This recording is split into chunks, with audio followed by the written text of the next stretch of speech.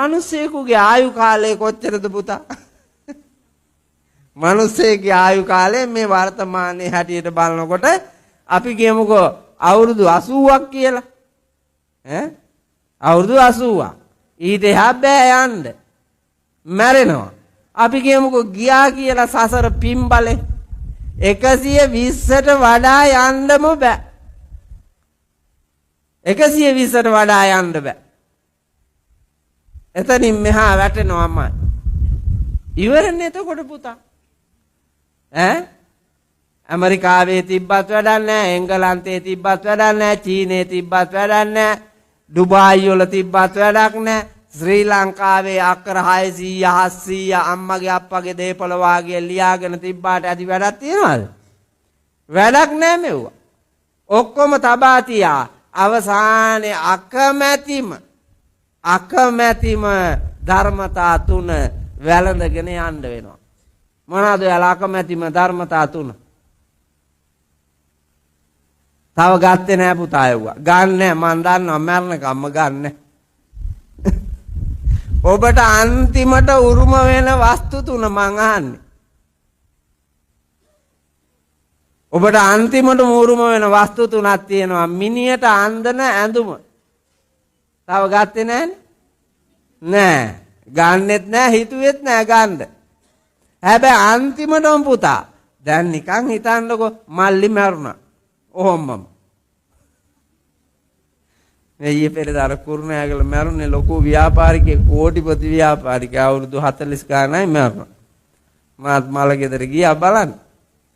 කෝටිපති ව්‍යාපාරිකයෙක්. එයාගේ අයියා තමයි මාව ජපානයේ එක්කගෙන ගියේ.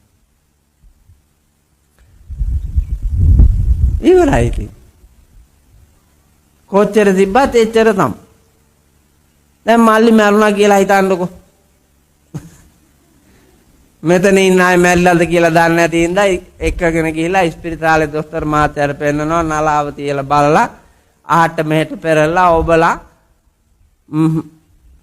වැඩක් නැහැ කියලා කියනවා. ඊට පස්සේ වාගේ නෝනයි නෑයෝ එකතු වෙලා මේ ආයතනය අයත් උදව් කරලා මල් ශාලාවට ගෙනිහිල්ලා දවස් දෙකක් තුනක් තියාගන්න කියලා හදනවා. හදලා ඉවරලා ඔය තිබ්බු වටිනා මෑඳුම්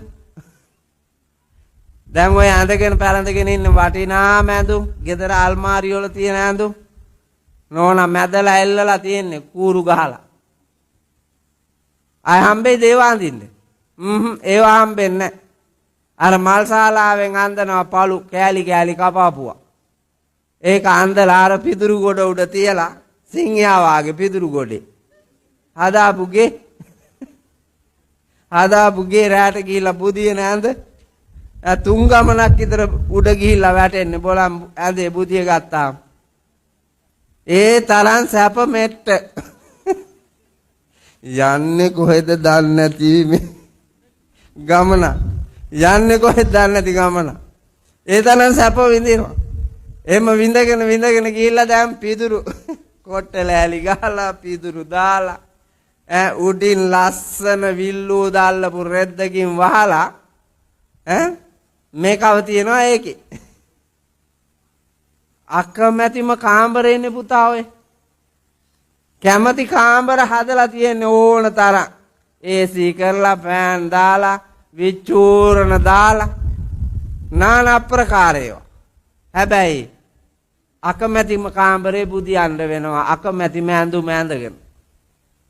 අකමැතිම ඉඩමට යන්න වෙනවා. මිනි පිටිය. ඒකට යන්න වෙනවා. ඇත්ත ඒකනේ. මේ ලෝකේ ඇත්ත ඒකනේ. ඔබ මොන තරම් මේ සමාජය ඇතුලේ වෙස්වලාගෙන ජීවත් වුණත් ඔය ධර්මතා තුනට නතුයිමයි.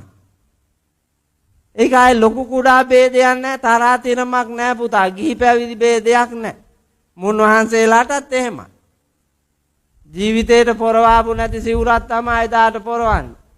පොරවලා සංගල දාලා නානාවිද මල් පෝච්චි මල් වඩම් පහන් වටේට තියලා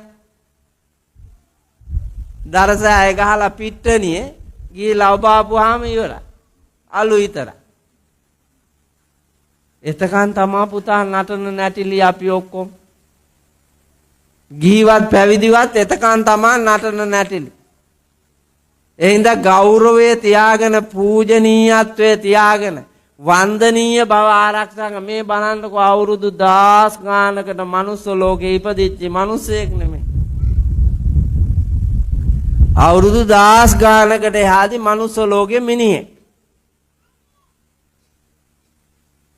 ඉතියෙන් මැටියෙන් රත්තරනෙන් රිදියෙන් ලෝකඩයෙන් දැවෙන්